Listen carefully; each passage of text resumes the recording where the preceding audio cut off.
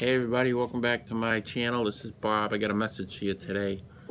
Yesterday was the State of the Union address with Donald Trump. I think it was the second State of the Union, February, was it 6th or 5th, 2019. And I just wanted to have one minor comment, but I think it could change, well, everything. And I don't understand why Trump doesn't mention this, and it's consistent with my feelings about why the pro-life movement doesn't mention the deathbed testimony of Dr.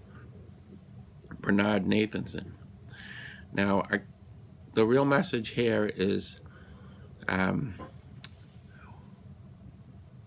capitalism and Roe V Wade. I mean, how do those two go together, right? Well, if you support Roe v. Wade, you're supporting the capitalists who were behind the passing of Roe v. Wade.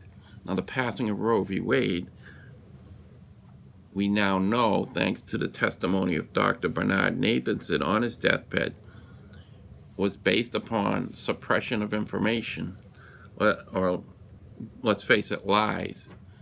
The doctors knew that the fetus was a life, the fetus was a baby that they were killing. Dr. Nathanson says it was the greatest mistake in his life, but how do we tie that into capitalism? Well, the motive behind it all was to create a lucrative industry for the doctors so that they could profit and have a career where they can make exorbitant amount of money.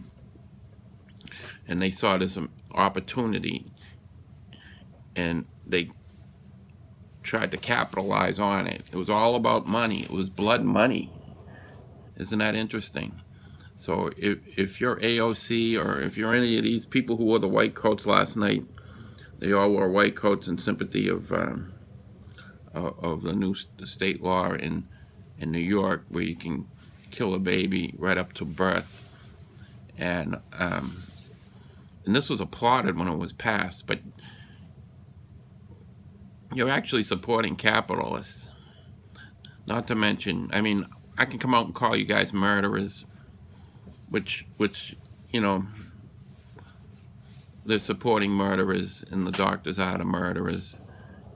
That's based on Dr. Bernard Nathanson's own testimony. He was the last surviving founder of NARAL, the pro-abortion group that pushed Congress and lied to the American people, and to lie to Congress, obviously, to pass Roe v. Wade.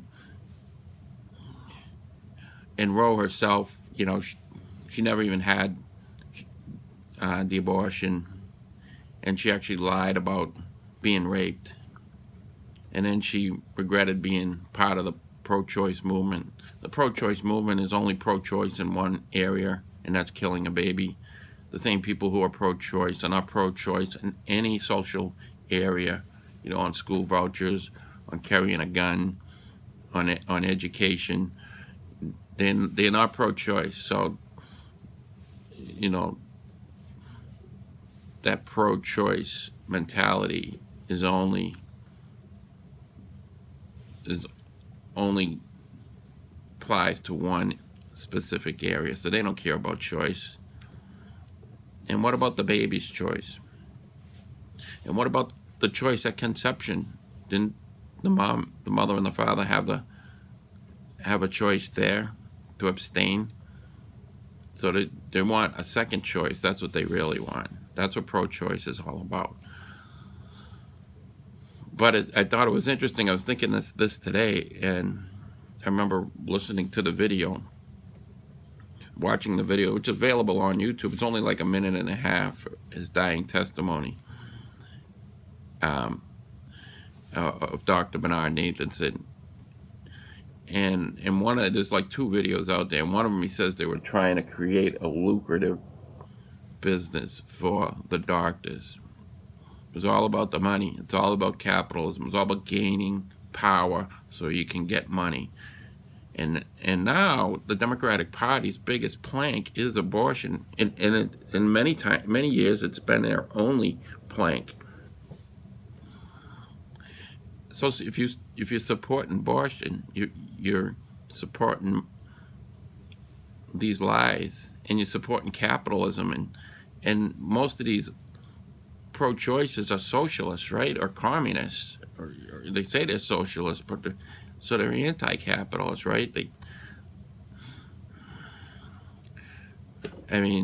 So I think that puts them in a very awkward position, and I think that's very ironic.